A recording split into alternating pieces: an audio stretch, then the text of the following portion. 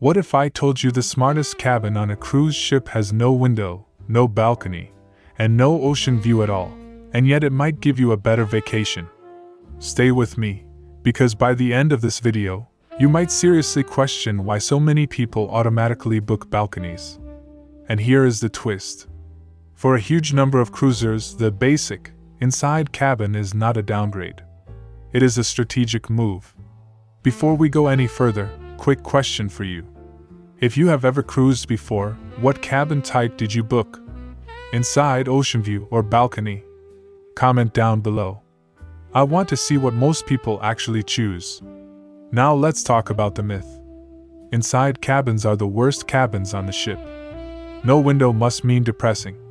Smaller space must mean cramped. Lower price must mean lower quality. That is the assumption. Social media makes it worse. Scroll through cruise content and what do you see? Balcony breakfasts. Coffee with the ocean breeze. Perfect golden hour sail away shots. You almost never see someone saying, "I slept 10 hours straight in my inside cabin and felt amazing." Inside cabins do not photograph well. But cruising is not about photography. It is about experience. So here is the question most people forget to ask. How much time do you actually spend in your cabin? Be honest. Between port days, pool time, live shows, specialty dinners, trivia, spa visits, deck parties, late-night pizza, and exploring the ship, when are you really inside that room? For most cruisers, the cabin is for sleeping, showering, changing clothes, and maybe a quick recharge before dinner. That is it. Your cabin is base camp. It is not the destination. And once you think of it that way, the entire value equation shifts. Now let's talk money, because this is where things get interesting. On most cruise lines, upgrading from an inside cabin to a balcony is not a small jump. It is often $500, $800, even $1,000 more per person depending on the itinerary. For a couple, that can easily become $1,500 to $2,000. Pause for a second. If someone handed you an extra $2,000 on your cruise, how would you spend it? Comment down below.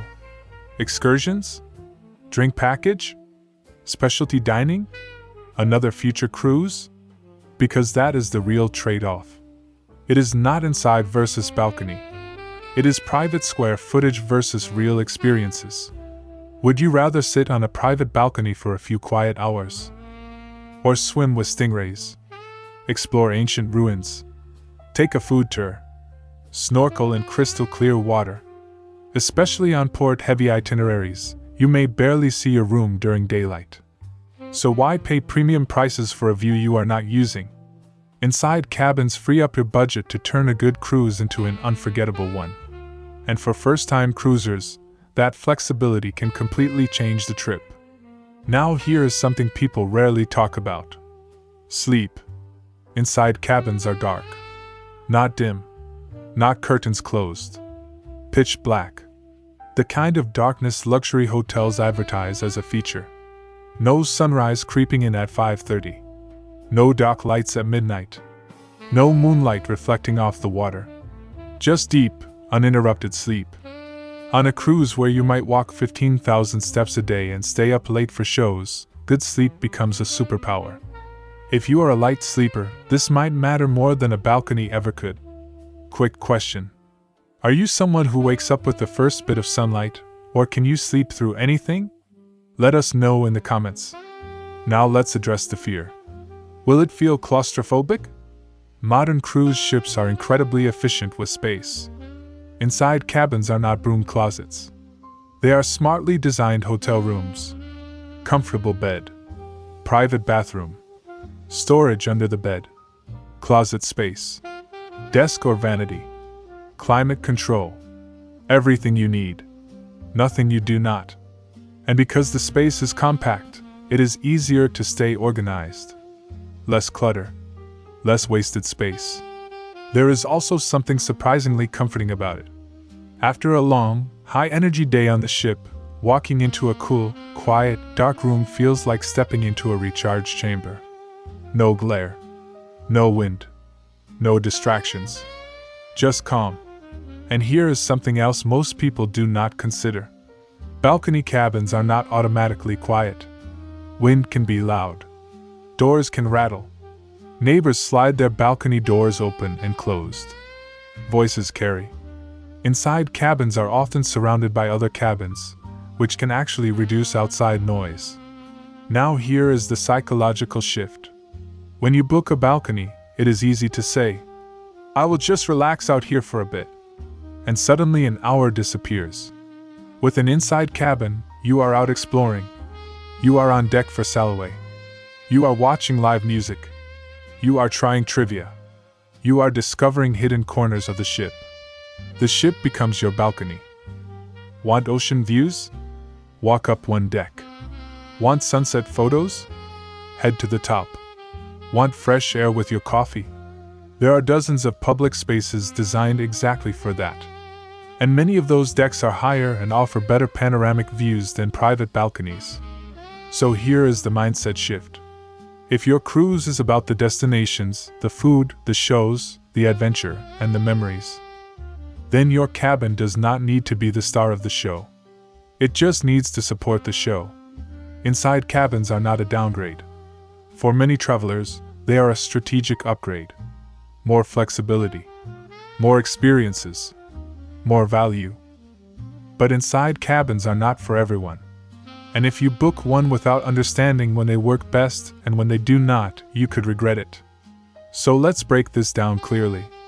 Who should absolutely consider booking an inside cabin? First-time cruisers. If this is your first cruise ever, you are going to spend most of your time exploring. Everything feels new. The ship feels massive. The shows feel exciting. Even walking the promenade feels like an event. You are not going to sit in your room wondering what the ocean looks like. You are going to be out there experiencing it. For first-timers, the value flexibility of an inside cabin is powerful. It allows you to say yes to more things on board and in port without stressing about every extra charge. Second, port-heavy itineraries. If your cruise stops somewhere almost every day, think Mediterranean routes, Alaska with multiple scenic ports, Caribbean island hopping, you will likely be off the ship for hours at a time. Ask yourself this. If you are gone from 8 a.m. to 4 p.m. exploring a city, hiking a glacier, or swimming at a beach, when exactly are you using that balcony? For these itineraries, your cabin truly becomes a sleep station. And inside cabins shine in that role. Third, budget-conscious travelers who care about experiences more than aesthetics.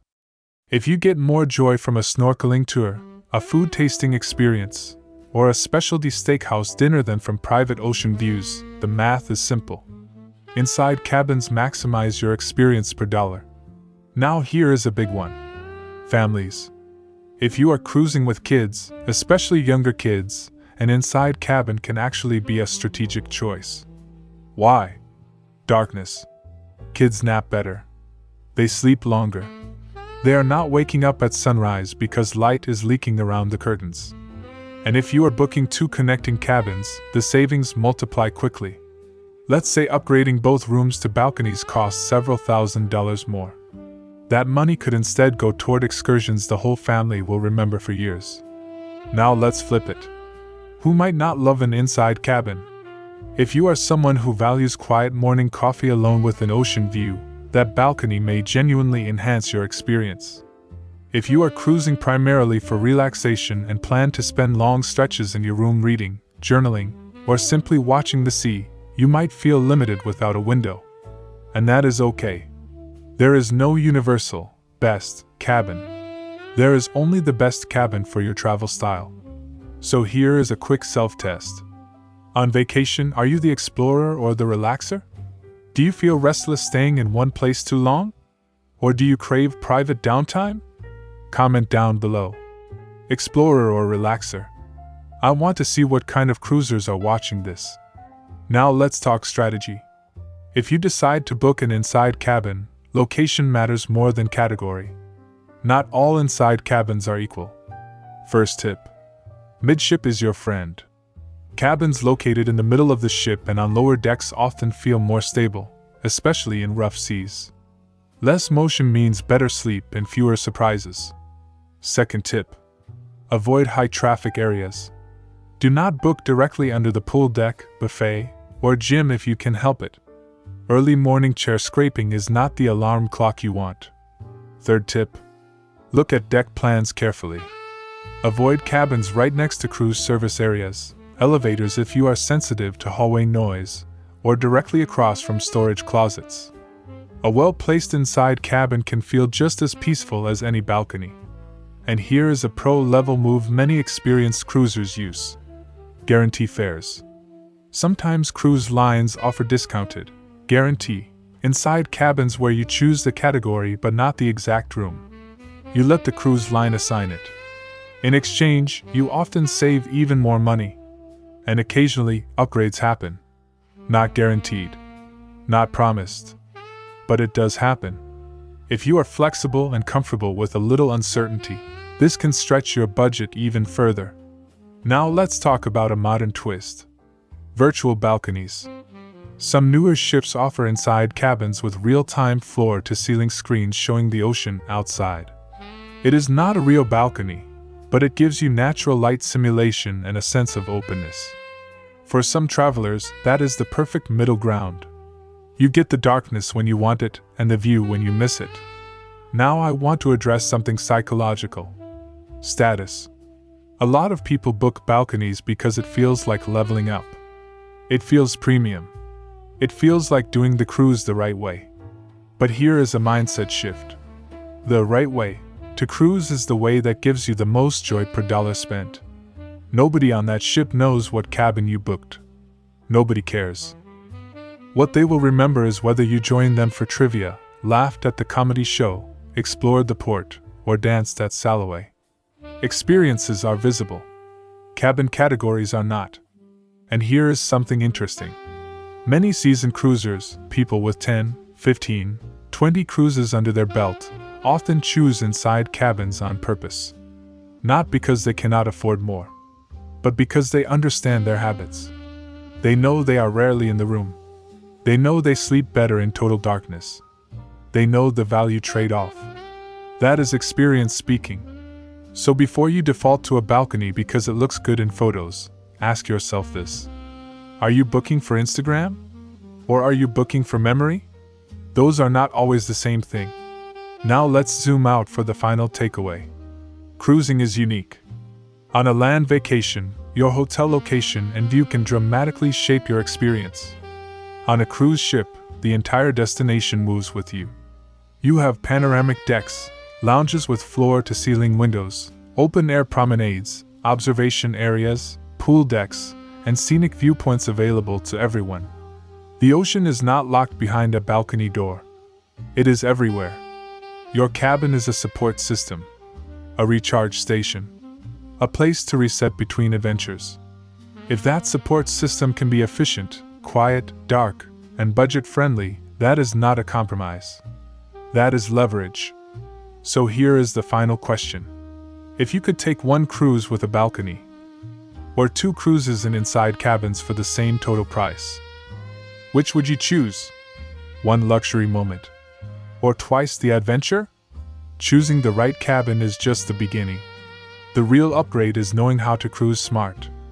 And sometimes, the smartest move is the one nobody brags about. An inside cabin. Simple on the outside. Strategic on the inside. If this video was worth your time, a like is the best way to support our channel. And if you'd like to be here for what comes next, subscribe and stay with us. There is always more ahead. As always, stay curious, and I'll see you at sea.